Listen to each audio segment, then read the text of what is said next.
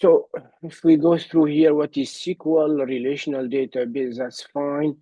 Join and relationship here. We've seen how we can join multiple tables. I mean, the idea of joining multiple table is sometimes you have different table and you want to see the data across these tables here. And we've seen before there is different type of join.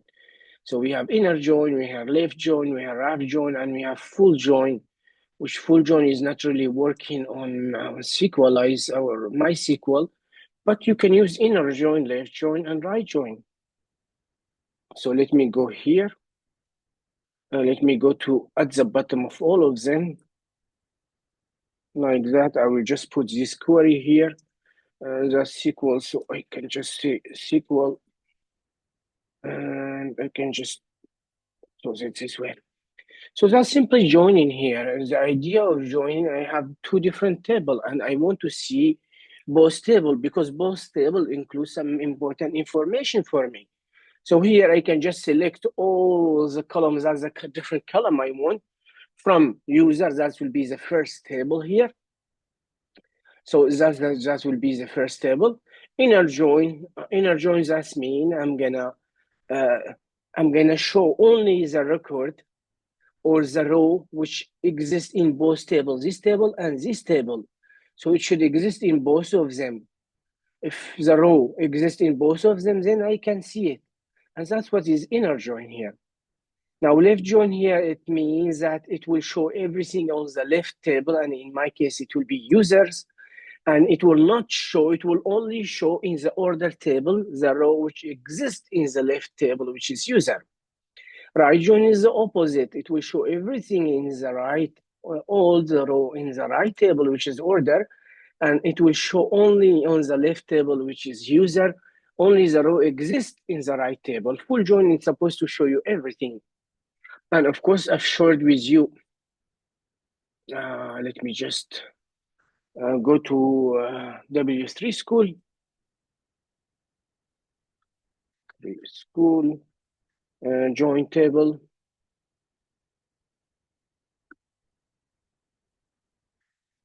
So if we go in here, voila. So we have different type of join. These are different table. Sometimes the information I want to see, it does not exist in one table. It could exist in two table or more, 3 table, 4 table. That's possible. And now what you can do, you can make a join to see more than one table at the same time. So you can see 2 tables, 3 tables if you want to, or 4, it doesn't matter. But now we are choosing 2 tables because it's easy to visualize. So the idea of inner join, here we have table 1, which is on the left, table 2 to the right. And now if I say inner join, it will only show you the row or the record which exists in both tables, as you can see. That's the reason why we name it inner join. So if the row here, let's say we have a row here, if it exists in table 1, it does not exist in table 2, I will not see it. If it exists in table 2 and does not exist in table 1, I will not see it. But if it exists in both, then I can see it. Well, let's say for some reason, inner join is not good for you. You want to see, for example, everything on the left table, and only on the right table, you're going to see the row or the data which exists also in the table 1 here. In this case, you can use left join. And left join here, it will show you all the record, everything here, all the record in table 1. And for table 2, only the record which exists in table 1. So both of them exist here. Right join is the opposite. It will show you everything on table 2, and it will not show you everything in table 1. Only the stuff, the row exists in table 1 and table 2. Full join is supposed to show you everything. I mean, it will show you all the row from table 1 and table 2, and also the one exists in both. Is the idea of joining is clear or not? Yes, no? Yes, in theory, it's clear. No, it should be in practice as well. Why in theory? Yeah, we didn't have time to practice it. Yes, you just can create two table, and after that you can practice it. But you will not need a lot of that, because the idea here, I just want you to understand, because we're not gonna use SQL or SQLize anymore. But maybe in your future job, if your company using, and you have a lot of possibility here, if your company is using MySQL, you could just you will need here to learn more. Of course, you need to advance your knowledge in SQL, because what I've taught you here is just the basic.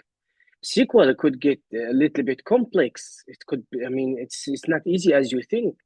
I just give you only the basic, but when it gets really, really complex, sometimes it's not easy at all. Okay? And it's just like any programming language. You need to practice a lot to get that experience. But for you, and I think the basic now should be enough for you. You shouldn't learn more, because simply if you go to any company, there is a chance that they are not using SQL. If they are not using SQL, they are using MongoDB, for example, it will be easy for you. And yeah, voila. So learning the basic is okay. And after that, depending on your job. If your job using SQL, you can use SQL. Maybe your object using an ORM, like SQLize. Maybe not. So it's really depend on the company. And depending on that, you need to advance your skill in specific database, either relational and relational. By the way, maybe your company is not using MySQL. Maybe they are using Postgres. So Postgres is just another, let's say, it's another variant of relational database. So we have a lot of stuff. It's not just one or two options. We have multiple options. And it's really depend on the company you're going to work on. And depending on the company, you will need to either advance yourself in SQL or no SQL. It depends really.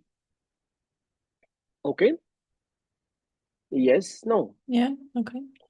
But it's again, now when you find a job, you will see the company what they're using, and little by little you can advance yourself. So it's not that huge problem. That's what we call joining table. Joining table is quite important to visualize our data, so we can see our data, which will be scattered in multiple tables. After that, understand how to work with multiple tables. We've seen that. Establish a relation between them. Well, establish a relation between them. I've seen this question, and I think it should be really simple. Shouldn't be that difficult. Now, when it comes to design your database, designing database is not always easy task. What you need to do here, first you need to design your database. Okay, I need a database here. How many? I'm using a relational database. How many tables do I need? So the first question will come to your mind: how many tables do I need? Let's say I have this table is user, for example. This table, it will be only for my users, like that. Now, why is not writing? Let's say it will be for my users, like that. And as you know, for each table, as I told you, you need to have a unique identifier, which we say called a primary key. You need to have a primary key in each table. So as that's PK primary key. After that, you will include the data you want to, depending what you need. You can add multiple column on here, depending on your need. You can add email, first name, last name, bank account, blah, blah, blah, password, whatever you want. It depends on your need. I come to the second one. Okay, let's say my website here. In my website, I am buying food or stuff like that, for example. So I need to have an order table. Well, again, I will need to discuss and think about it. So I have some different order. That means I need to have another table which will be order, for example. Same idea in order. I will need to have primary key. So primary key, it will be a unique column for each different order I have here. So here I have different order like that. And I have a primary key as well. Well, now I need to think. Let's say that's orders like that. I need to think, do I need to make a connection between user and order? Well, of course, because if I just have the data, let's say if one user called me and asked the restaurant for, let's say, some food, and here I have the user and I have the order. If I'm not able to make a connection between the two, how could I know that this order belongs to this user? So it does not make sense. I need to make a connection between the two. But how can I make connection between the two? Well, it's quite simple. I need something called foreign key, which you already know. So I need to create a foreign key here. Now, because I am interested in this user ID, this column here, it's a unique identifier, it's primary key. I can create a foreign key here. So foreign key. And remember, this foreign key here, it will have the same value as the primary key.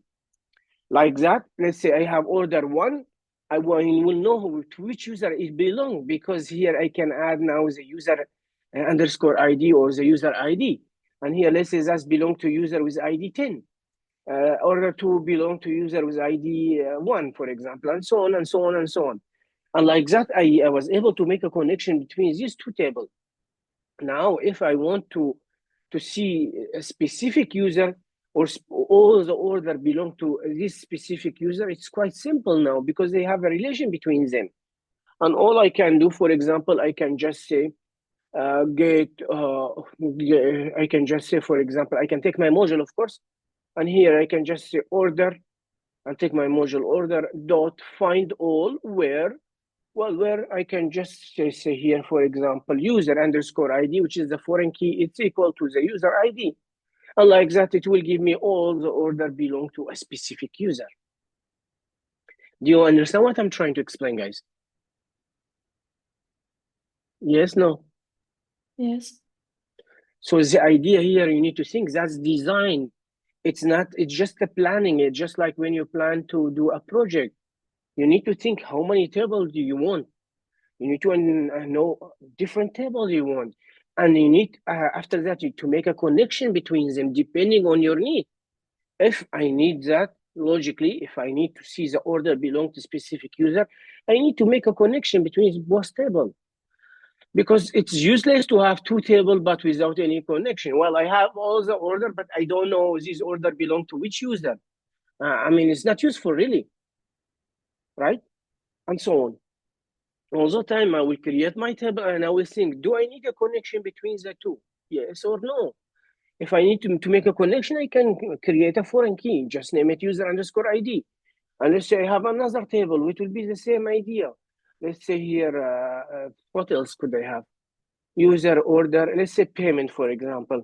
I can check each user, how much he paid, stuff like that. For example, I will also have a primary key, and also I need to make a connection between this table user, so I know which this user paid how much. And also maybe in this case, I need to make a connection to this order to see if this order is being paid or not.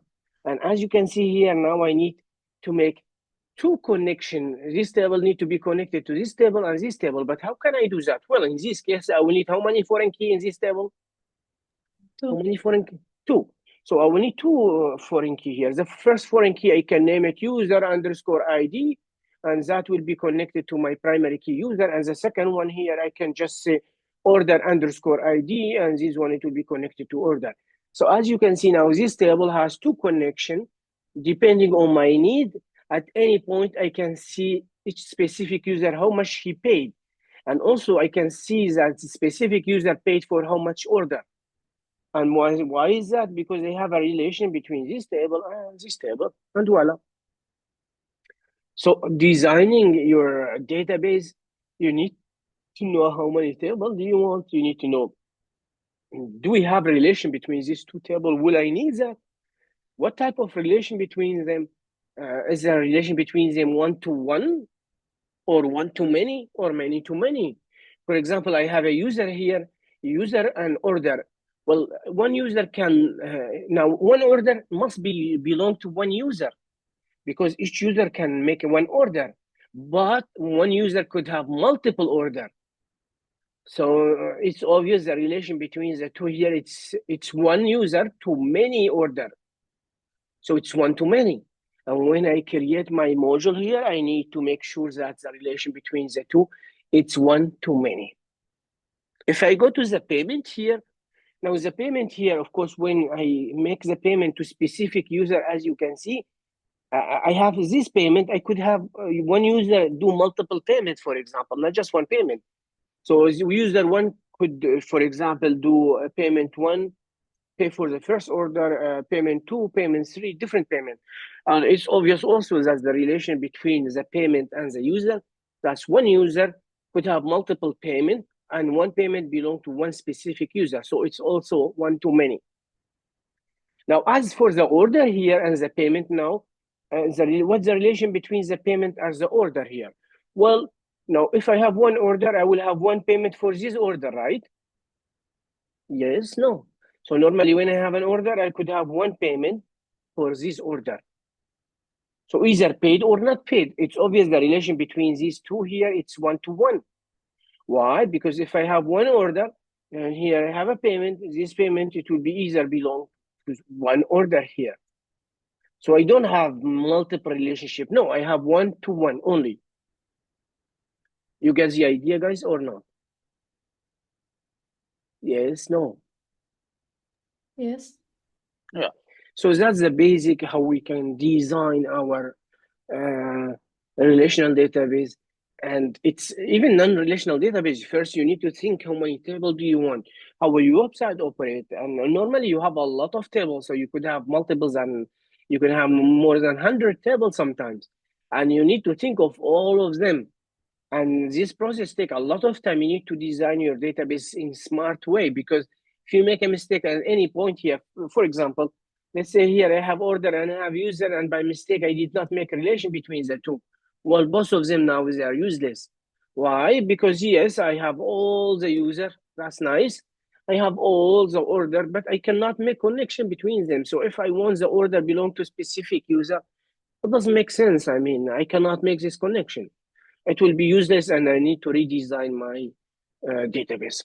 So this process is very important. Yeah. What else? Technique for optimizing SQL query, improving database. I'll go through this one now. Handling transaction. I've seen transaction before, but that's okay. An overview of MySQL. I will go through this validation, migrate, seed, and here a little bit advanced topic, not too much.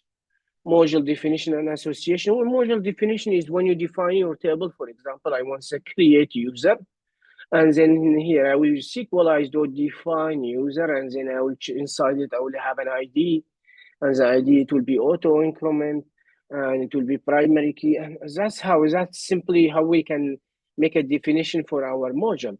For the association, if I have multiple table, what is the relation between the two? I've seen it just now. If I have user and order, what's the relation between them?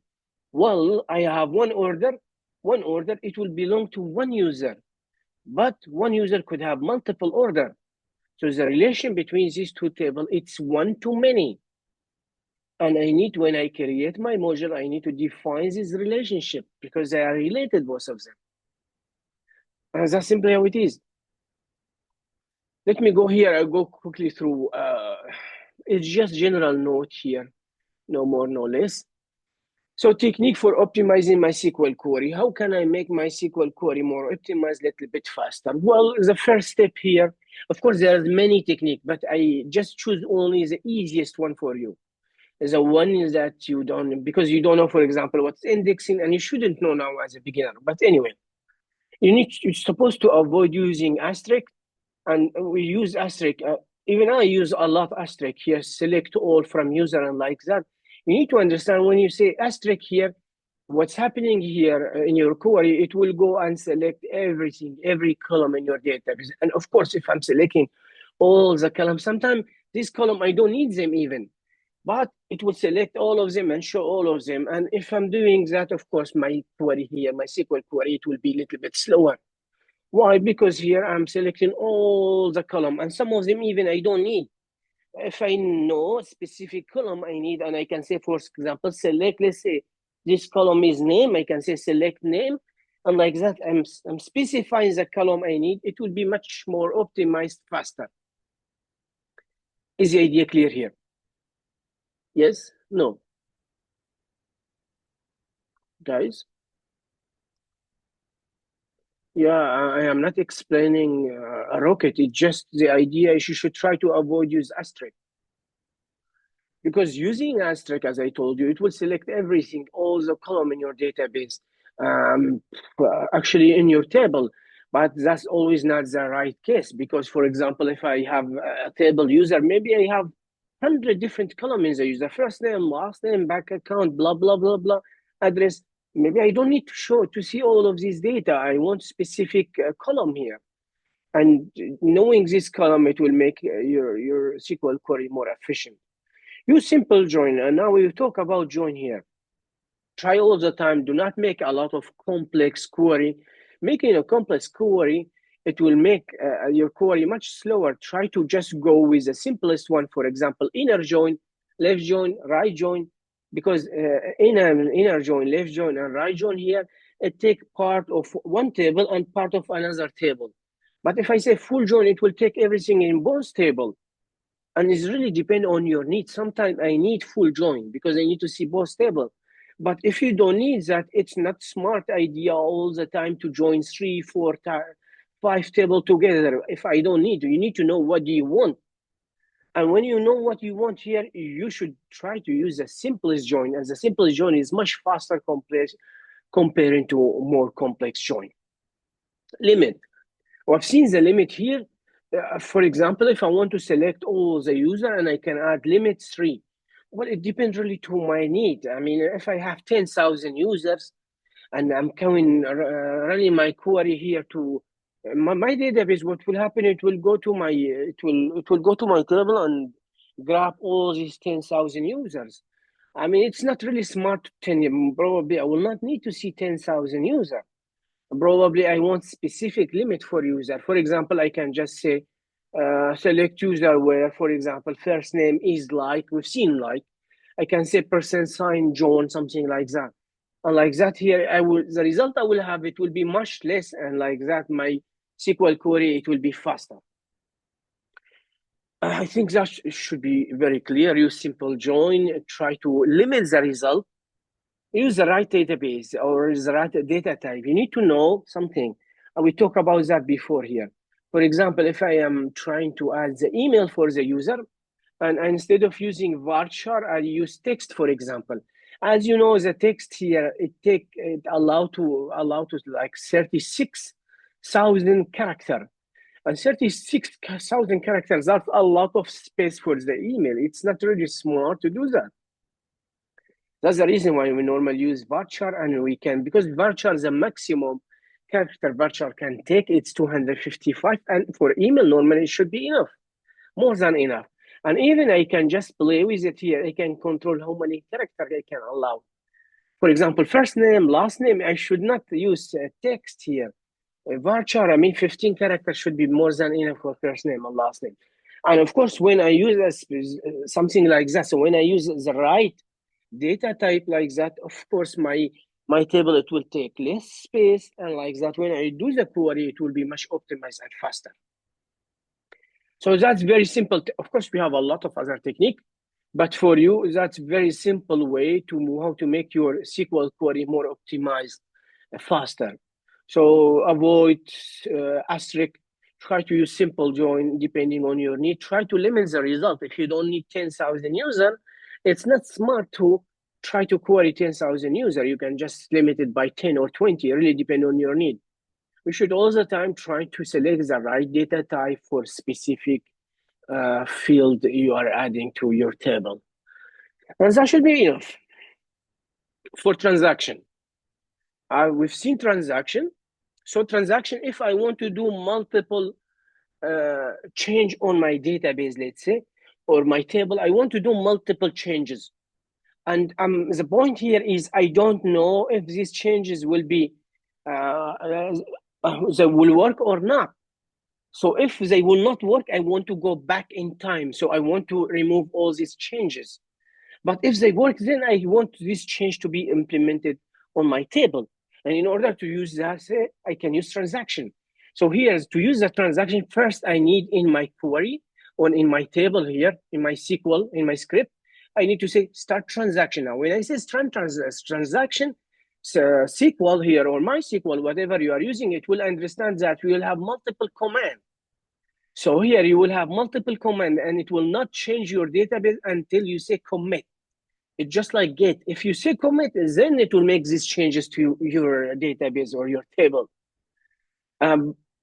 Again, so for example, I can just say here, update account, set balance to balance minus 10.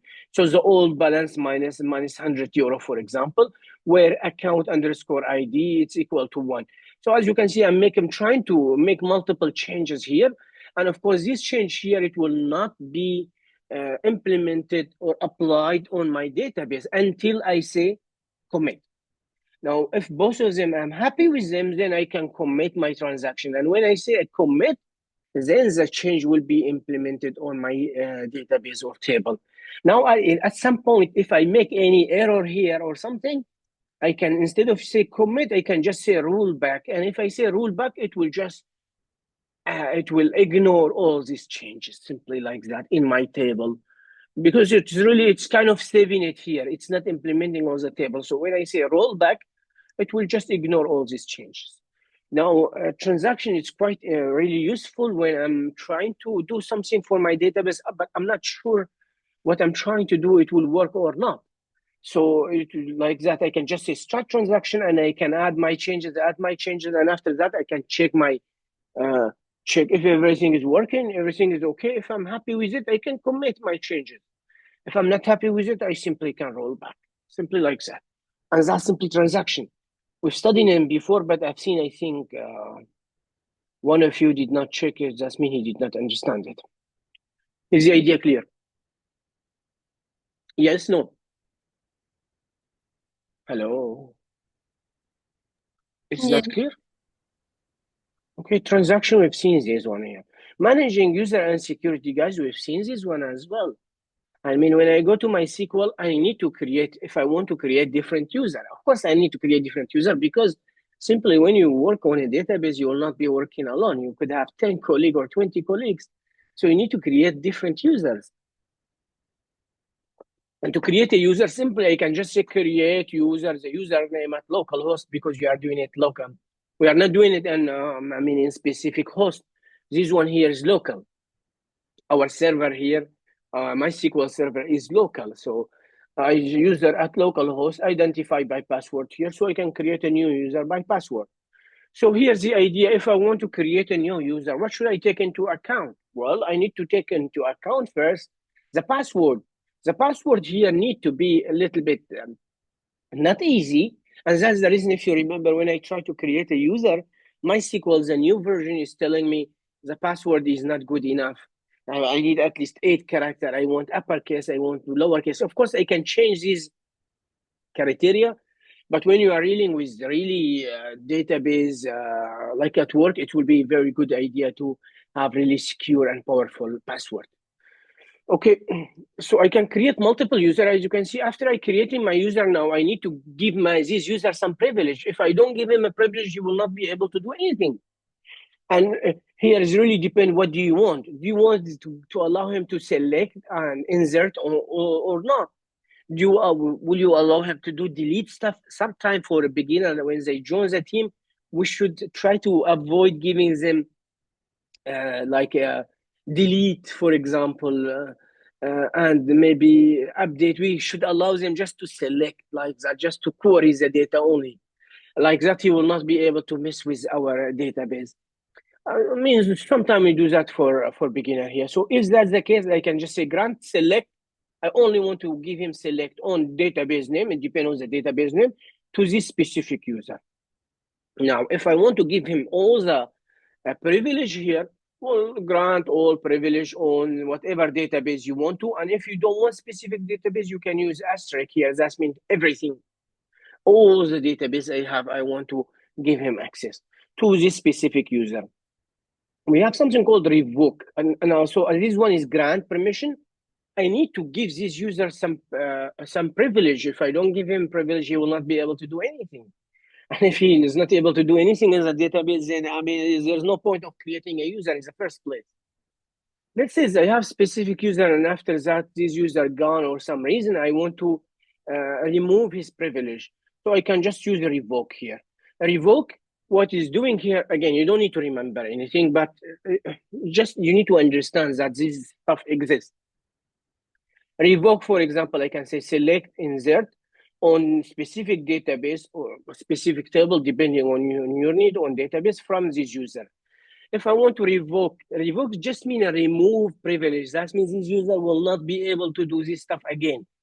Revoke all privilege on database. I can specify specific database or all database for this user. So as you can see here, when I create a new user, I need to take into account that first, the user password here should be strong enough. Second, I need to think what different privilege I need to give to this user. Should I allow him to do everything? Should I allow him only, for example, to select the data? And that's, of course, you need to discuss with your team to see what you can give him.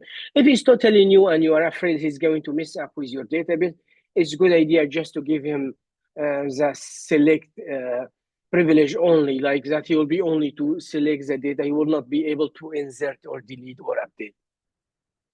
And at any point, of course, you can remove his privilege using a revoke here. You can say revoke all or revoke specific thing like select on specific database or on all database here for specific user. That should be enough here. If I want to see all the user, I need to say select user from MySQL.user. We've seen this one before. So here it will show me all the users here. And yeah, for example, I have different users like that. To check the privilege, if I want to see this user, what different privilege he has. Can he select, can he insert, can he update, stuff like that. I can just say show privilege for user, whatever the username here, Sam or root at host, which will be local host. For example here, show grants for Sam, the user Sam at localhost. So it will show me what he can do. Can he create, can he update, can he delete and stuff like that. Yes? Yes, no? Yes. Good. Now, password management, as we've seen, we should ensure that the password is quite strong enough. And here, for each user, you can change the password if you want to. You can just say alter user, the username at host identified by username here. So what you can do here, it's really simple. You can just say alter user, and you need to put the username here. And remember, those need to be string single quote. That's how MySQL accepts this command. So that's how it works. At localhost identified by the new password. You can change the password whatever you want to. And by the way, if you have MySQL Workbench, which it's just an IDE, creating user and managing user, it become much more simple. So you can go to security and then you can say see user, you can see all the user and with different privilege. And if you want to delete any user, you just can click on it, delete. So it make it really simple. Remove specific user. If one user, you don't need him anymore, you can just say drop user and the username, whatever his name is, at localhost, simply like that. Yes? Yes, no? Yes.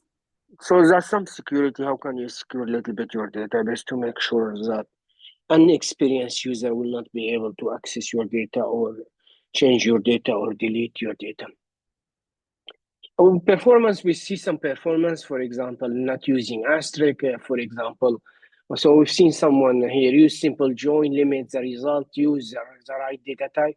But of course, there is more stuff here to optimize our to optimize our query here.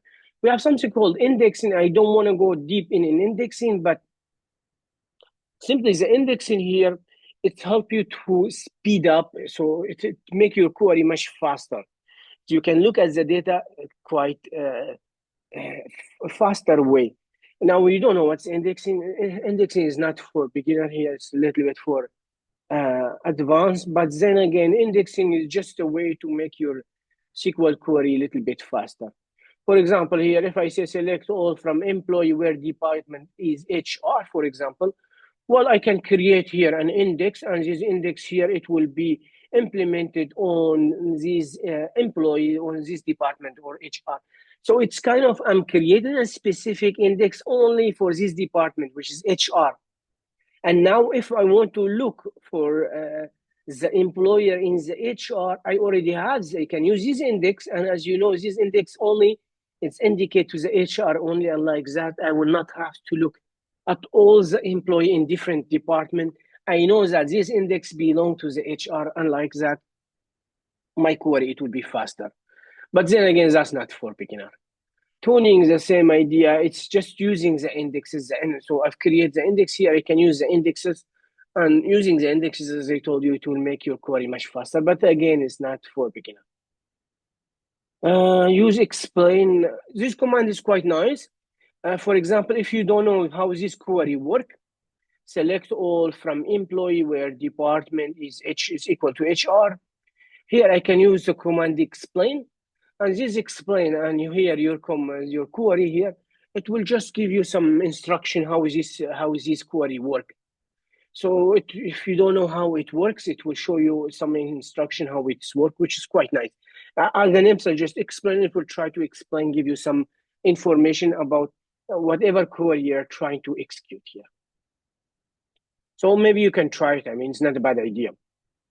Avoid select, we've seen that now. Optimizing join, we talk about join here, and we told you, try to make the join simple as possible. Try to go with inner join, left join, and right join. Of course, again, it depends on your need, but if you need just specific data, try to go with a simple join, try to go with limit. You don't have to query 10,000 users if you don't want to. Pagination here, we have some offset. What's important for me is the limit here, as I told you.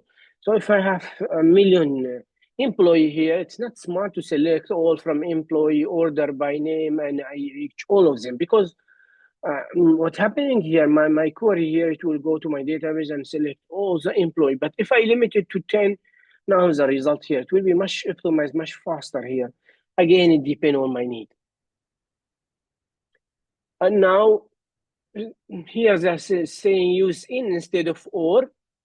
What's that supposed to mean? So I'm saying here in this query, as you can select all from employee where the department is HR, or I can use or the department is IT, or the department is finance.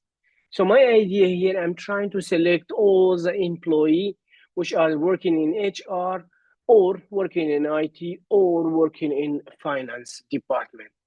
Well, instead of doing that, SQL actually allow me to do something a little bit nicer, which is in. So I can just say select all from employee where department in, and here I just need parentheses, and I can pass the HR, the IT, the finance. It's just another way to write my query, but it's just in, it's a little bit nicer and easier. Yeah, it's okay. Partition large table. So the idea of partition large table, it's if you really have a large table, maybe it's not smart to create huge table like that. Maybe you can divide your table into a smaller table. And of course, querying the data in a smaller table, it will be much faster comparing to a large table. Again, this decision, it need to be taken when you are designing your database, and it will not be only your decision, it will be your teammate, the whole team decision, because you need to be very careful how you design your database. And if you make a smallest mistake after that, some tables, they will be useless. You need to drop them and you need to make them again. Yeah, that should be it. We've seen this one also. So normally for backup, sometimes if I have a database, it's a good idea to create a copy, a backup copy from this database on specific place on my desktop. And after that, I can copy it to a specific drive or USB. It really depends. We've seen that, so I can use my SQL dump. My SQL dump is a command here. I need to, of course, after that, insert -u. That means which user I want to use here, root. Or of course, I'm using password. And here is my database name is demo. It's really depend what you name your database. Where do you want to save it? And here I'm saying angle bracket to this place. So I'm using angle bracket to this place. Where is this place? Depending on your operating system, this could be differ. I am on Mac, and Mac normally start with users. So the root directory here normally starts with /user. On Windows, I think it will be C, or it will be D, it will be the drive, and then user, then something like that. But on Mac, normally we have users, then Sam, then I want to go to the desktop, and inside the desktop, I have another folder called desktop, and I want you to make a copy from this database to this place here. And the name, I will name it my new copy, simply like that. So I can make a copy from any database I want to. And like that, I will have like, for some reason, if something happened to my database, I will have like a backup copy. Is the idea clear here, guys? Yes. Yes, no? Yes. Good. Migration and seed. Now, migration and seed, we did not use it, but I'll show you how to create a model the easiest way. But then again, you can do some migration and seeds. So what are seeds? Seeds, when how can I say? When I try to first connect my server, I will have some dummy data in my table. And what's happening here, this dummy data, it will go create table and add some dummy data, just like that. I can do that if I want to with a SQLite. And in order to do that, I need to install the CLI. So the CLI command here, it's just like npm. When I type in the command npm do that, I also have CLI for SQLize, like that. So it's a package, I need to install it. And now I can use this SQLize. I can do a lot of stuff here. I can, as I told you, I can create seeds, which will be some dummy data with table. I can migrate this is a migrate that seeds. That means when I make the changes, and I need to migrate them. So I need to create them. That's what migrate is doing. But again, all of that here, it will be in the command line. I don't think for you it will be useful to learn those because I've taught you how to do it the easiest way, unless the future company you are working with, working with SQLize. I don't think it's a good idea to go and learn this command line because there are a bunch of commands just like get. Like we have get init, stuff like that, we have the same. So npx, that's a command. Node package executor, that's npx. SQLize CLI init, that means it will try to init SQLize my database. So I will have different folder here. I will have config, I will have module, I will have migration, I will have seed. Automatically, this command, it will create all of that for me. If I want to make a migration after I created my module, after I configure my database to connect to my SQL server, what I need to do here, migration, I see that I will not do them manually. I will do them automatically. So I will just say npx SQLize CLI, migrate, and now here generate, migrate, generate. So it will generate those. It will take this module here. It will take my dummy data and it will try to create seed and migration for them. So it's kind of automate tool. You don't have to do it manually. Same idea as you can see here. So that's an example here. If you see, I need to say query, interface, create table, user, same idea. And now here, ID, name, email, created at, updated at. We don't have to do that because we learn it in another way, an easier way. And I even don't have to add these two because they will be automatically added to my module. But then again, you just need to know that there is a CLI command line interface. In the terminal, you can control or create different table. It created not manually, you can create it automatically if you want to. And yeah, you just need this library here. But for us, I don't think we'll need that. No, we really don't need that. I think for you now, just learning the basics, the way we learn it, it should be enough for now.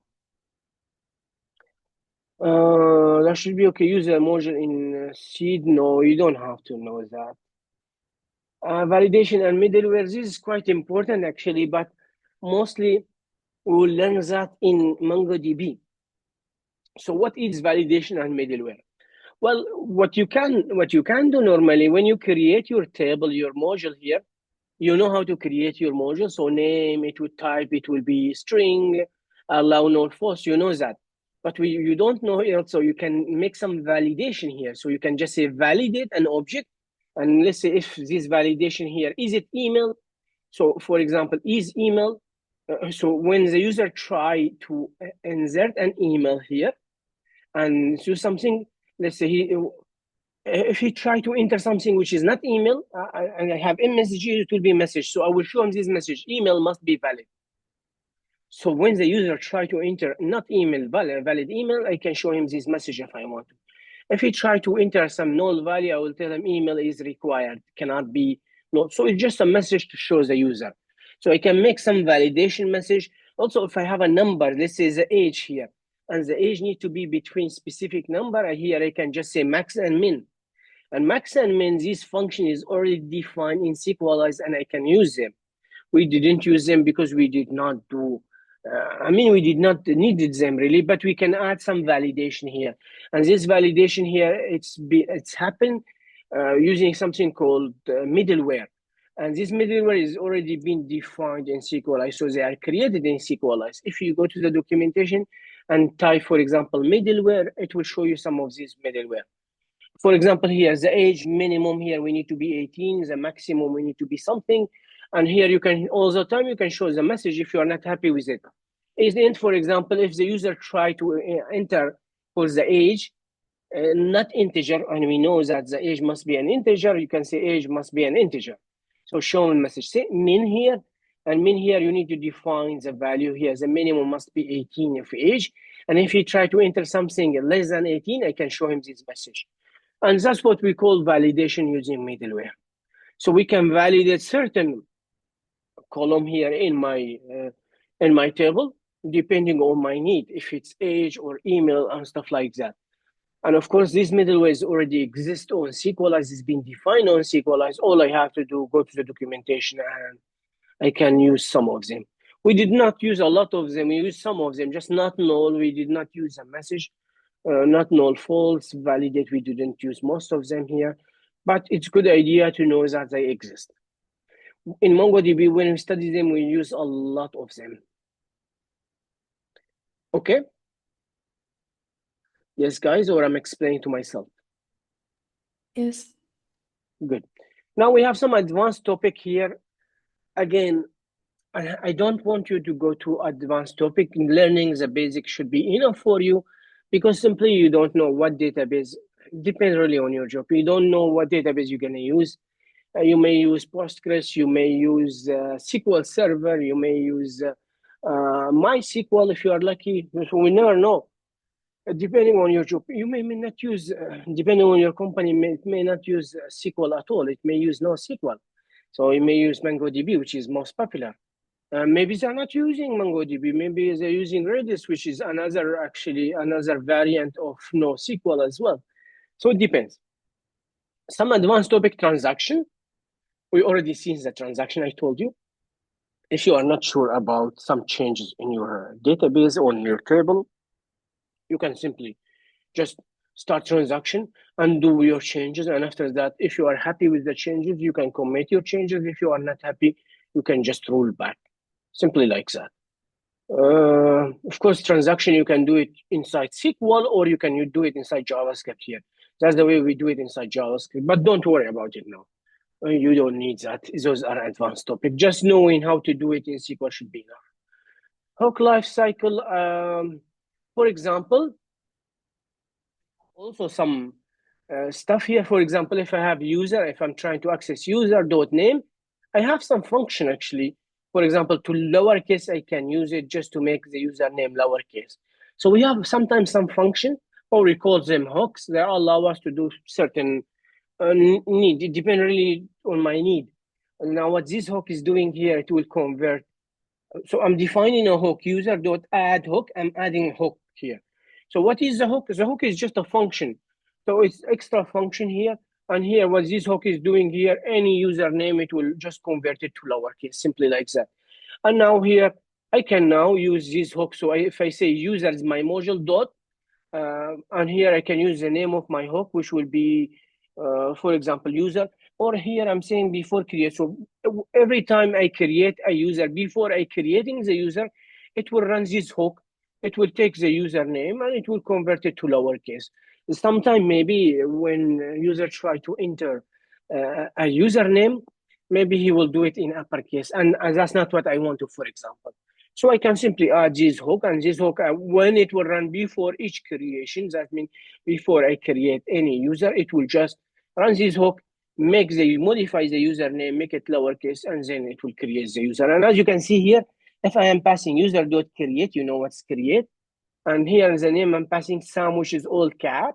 Now, if what's happening here, this hook would automatically run. Why? Because I'm defining here, I want it to run before each creation.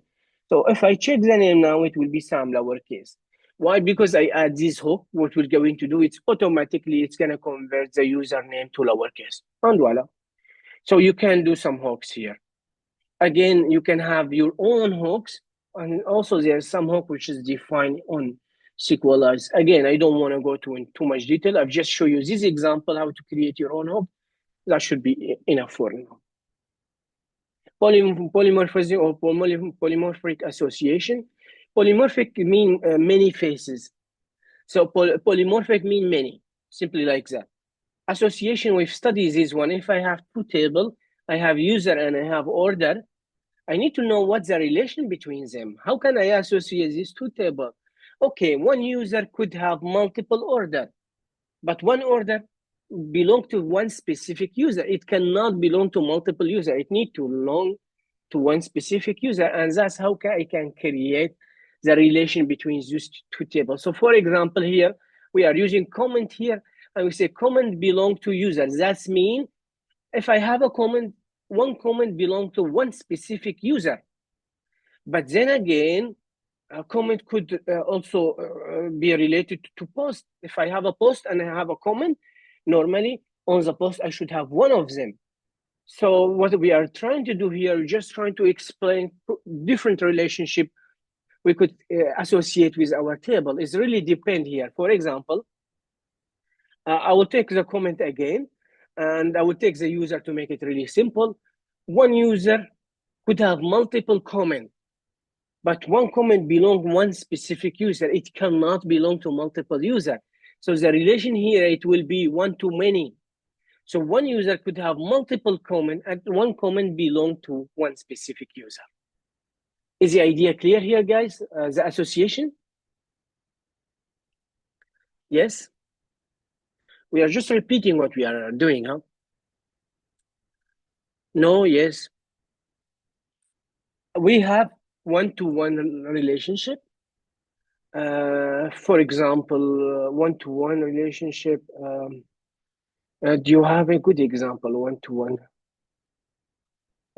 We maybe, I don't really have a good example anyway, but we could have one-to-one, for example, one comment, it will belong to one specific user. So that's one-to-one.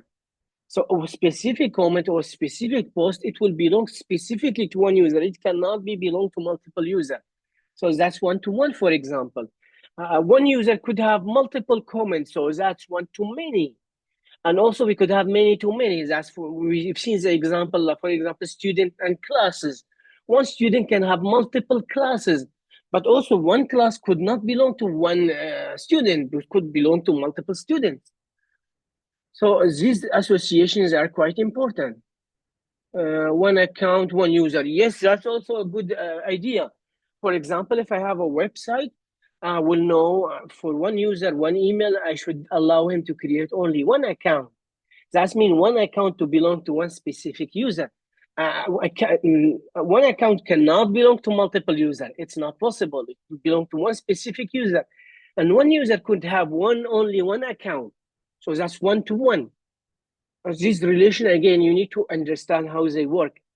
To make a foreign key or relation between different tables, you need to understand what's the type of association here. Is it one-to-one? Is it one-to-many? It's many-to-many, depending.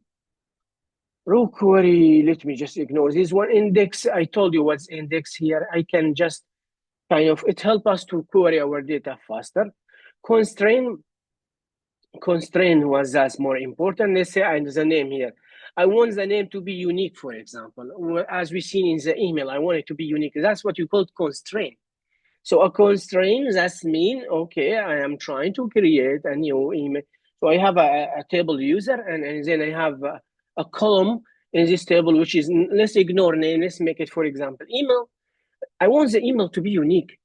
I should not allow to have duplicate in email. So I can just say unique truth. That's what we call constraint.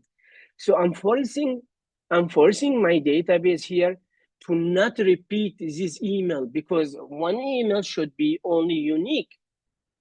Okay? Allow null here, false. I will not allow null. So that's what we call constraint. Simply like that. And join tables, I told you, join tables, you can join multiple tables, but you should try to avoid that if really that's not what you want to. I mean, if you don't need 10 information in 10 different tables, you should not try to join 10 different tables. Because what will happen here, your query, it will be very slow, it will not be efficient. Try all the time, go with a simple join. But again, it's really depend, what do you want, what do you need? But all the time, try all the time, go with a simple join, inner join, left join, and right join, these three. And thus here, it's review for everything. So I've go through all of those. What is SQL? It should be now very simple. A relational database. Well, relational databases are simply tables, and I need to make a relation between these tables. How can I make a relation between them? Well, I need to define something called foreign key, and I have a foreign key and I have a primary key, and I need to associate them depending on the table. And SQL syntax, we've seen it. Crowd operations, that means create, update, delete, and what else? Get. We've seen that in MySQL. Also, we've seen that it's SQLized.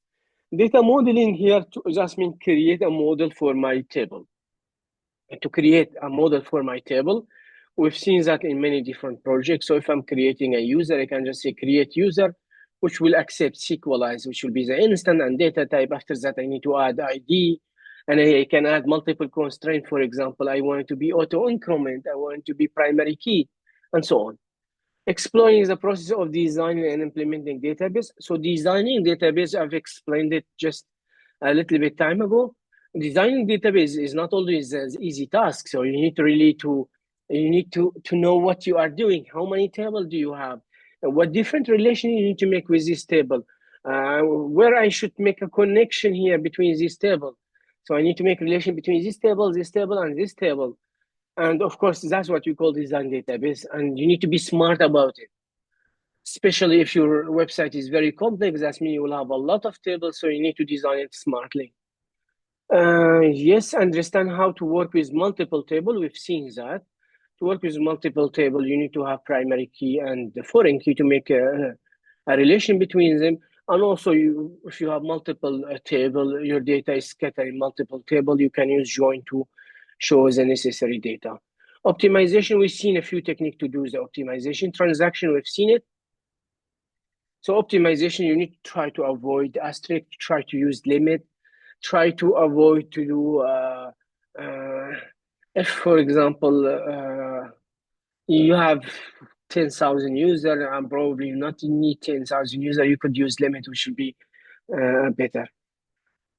Faster. Transaction, we've seen it here. If you want to do some changes on your database, but you are not sure if it's going to work or not, you can just, in your SQL script, you can just say start transaction, and then SQL will know that you are trying to do a multiple command, and you write your command, and after that, if you are happy with them, you can just commit. If you are not happy, you can just roll back, and that's it.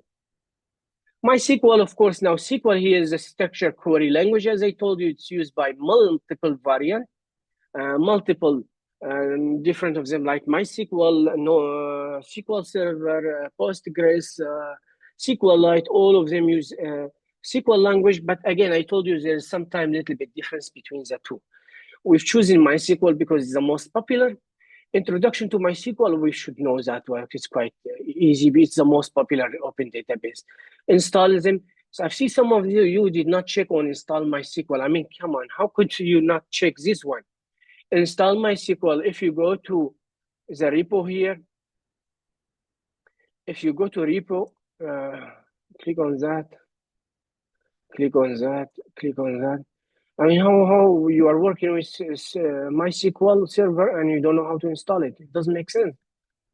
If you go here, it is setup. setup here I've shared with you, install MySQL, and that's in detail how you can install it. Should be easy. You have everything in your repo. Okay, what else do we need? Guidance install, we've seen this one. Create and managing database. Of course, you know how to create a database. You know how to draw database. Data type and constraint. You know what different data type we have. You could have integer, you could have text, you could have varchar, you could have date. So we have a lot of different data type here. Constraints, you know what are constraints. For example, you want it to be not null, you want it to be um, yeah, you want it to be unique, so all of them are constrained. We've seen query data, you know how to query data using MySQL.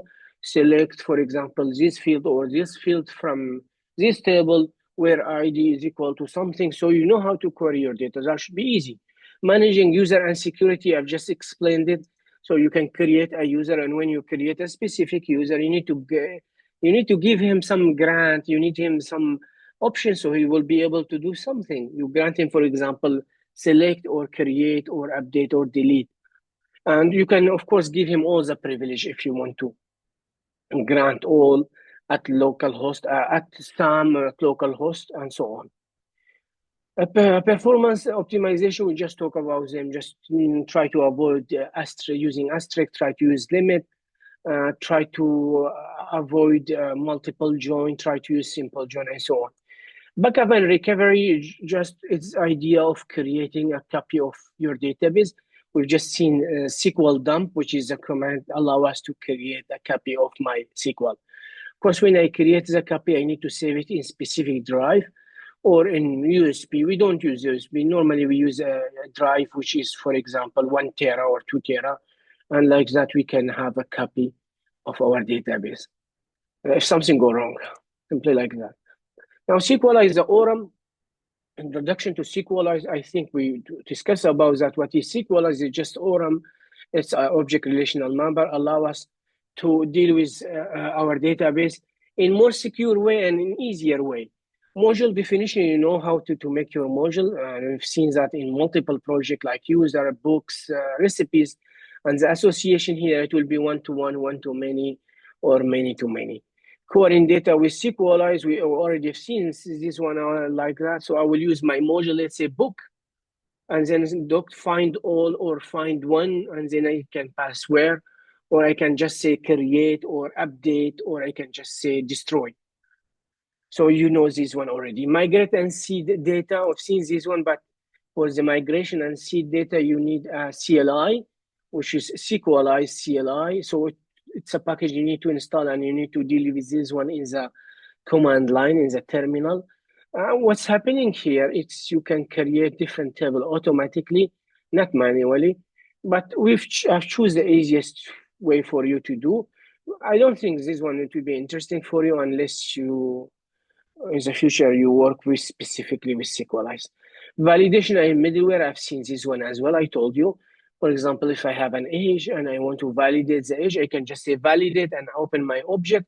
And for example, here, I can say age must be an integer. And if it's not integer, I can show the user a message. Watch see. Some advanced topic like indexing, I'll just show you that, like transaction, stuff like that. That should be enough.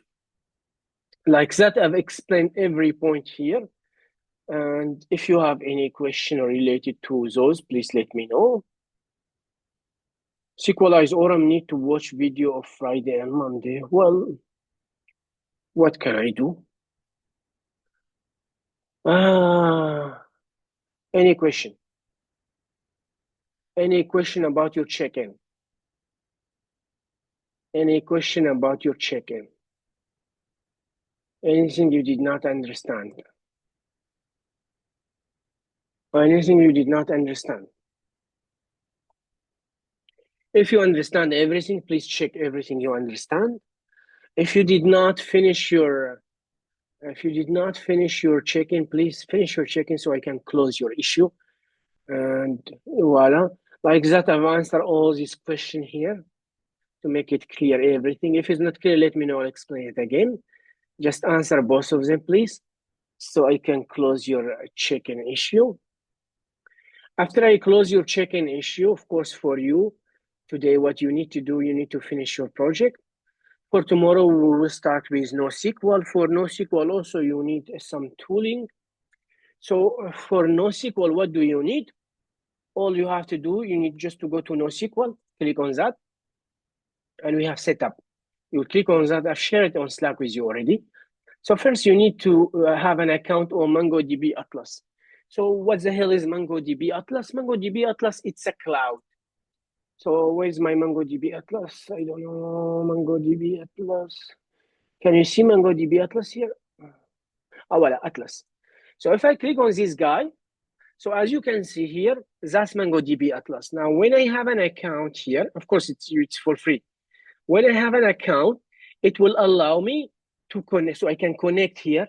So whatever here, the username, I can create, of course, your database user here. When I create a database user, it will give me a connection, string connection, and now I can connect to this database, which is in the cloud.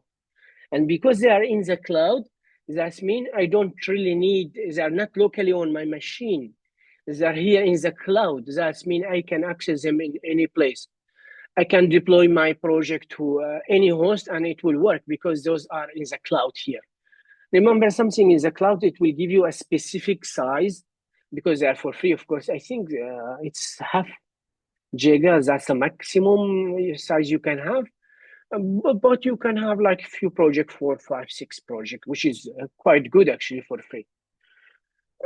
I will explain this one more, but what's important here, when you go to Atlas here, MongoDB Atlas, you need to create an account. And it will ask you a few questions, what is your email and stuff like that. So it should be simple here. That's first. After you create your account, of course, this account, we will need it when we try to deploy our project to a host like that. We will have our database on the cloud. Not locally, it will be on the cloud. So you just need to create here. If you click on this one, it will directly take you to MongoDB Atlas. You can create an account. And now after you create your account, that's fine. Now when you need to install MongoDB Community Edition. Why? Because MongoDB Community Edition, this one is just like my SQL Server. So I need it on my local machine because I will need to able to work with it. If I don't have it, I will not be able to work with it.